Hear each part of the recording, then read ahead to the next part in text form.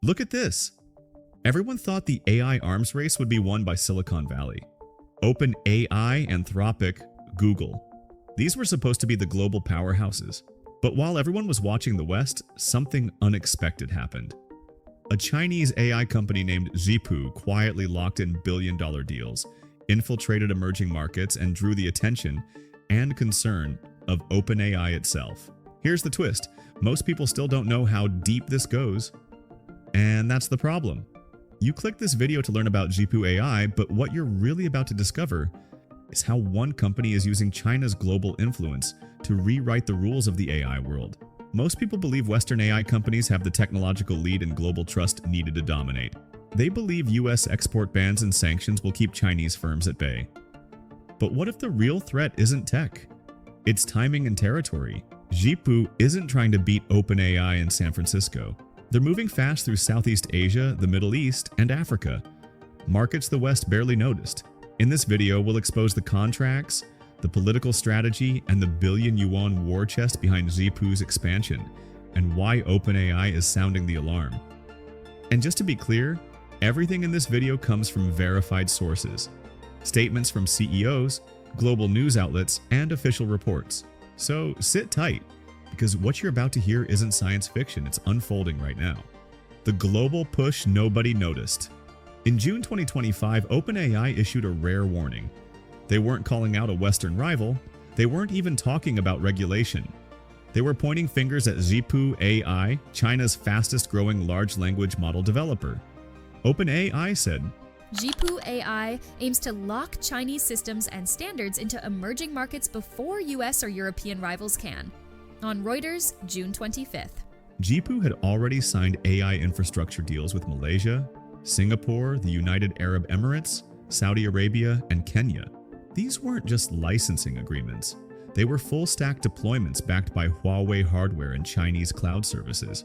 The West wasn't ready for this, because while Silicon Valley was caught up in model size and GPT upgrades, Zhipu was executing a geopolitical play straight out of Beijing's Belt and Road Initiative. And it worked. The billion-yuan war chest.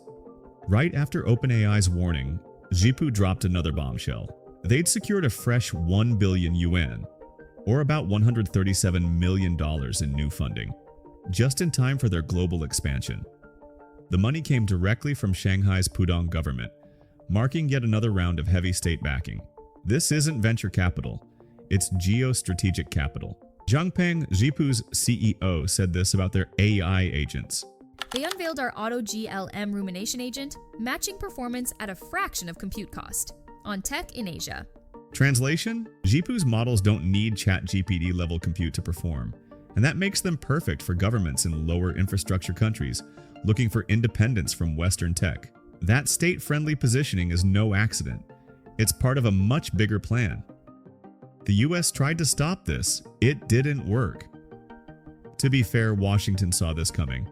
In January 2025, Zhipu was officially placed on the US Commerce Department's entity list, cutting them off from US chips and cloud partners. Sounds like a big move, right? Not exactly, because China already had a backup plan. Huawei chips, domestic GPU alternatives, and local cloud providers like Alibaba Cloud and Baidu AI. By the time the US pulled the trigger, Zhipu was already halfway around the world, installing AI systems in cities like Nairobi and Kuala Lumpur. It's not about banning access anymore, it's about missing the window to lead. And Zhipu, they didn't just survive, they scaled. If you're finding this perspective interesting, don't forget to like the video. It helps us reach more people who need to know what's really going on in the global AI race. And if you didn't see our other video about Zhipu AI and Elon Musk's bold maneuver with X and XAI, then check out the link in the right corner or in the comments. Developer exodus or propaganda? Here's where things get murky and possibly dangerous. In June 2025, Zhipu quietly launched a special migration program targeting developers currently using OpenAI APIs. They claim to offer a cheaper, faster, and uncensored platform for developers in countries where US-based services are restricted. This move wasn't just technical, it was political. By offering an alternative to OpenAI, Zhipu is trying to undermine trust in Western AI leadership. According to unnamed insiders interviewed by SCMP, Zhipu's internal documents mention the phrase AI sovereignty over 50 times in a single presentation deck. The message is clear: stop using US tech, use ours. It's local, it's cheaper, and it listens to your government, not Washington. The IPO nobody's talking about. While the West debates regulations and red team reports, Zhipu is quietly preparing for something massive: a potential initial public offering. With over 10 billion yuan in total raised and multiple local governments backing them, Zhipu is shaping up to be China's first AI unicorn to go public in 2025. And it's not just money. They've inked strategic partnerships with Alibaba Cloud, Baidu, and China Mobile. These alliances don't just scale compute, they signal full state endorsement.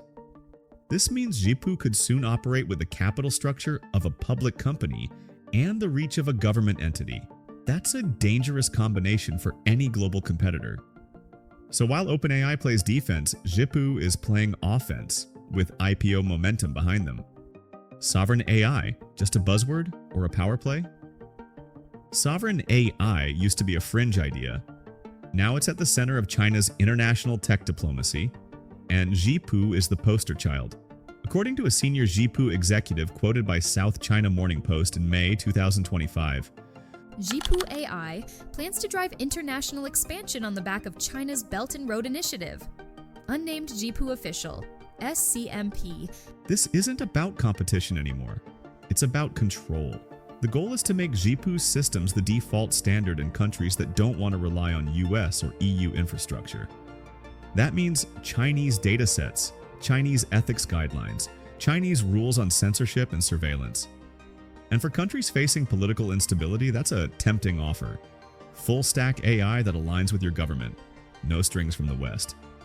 That should worry everyone. The West's blind spot. Here's the uncomfortable truth.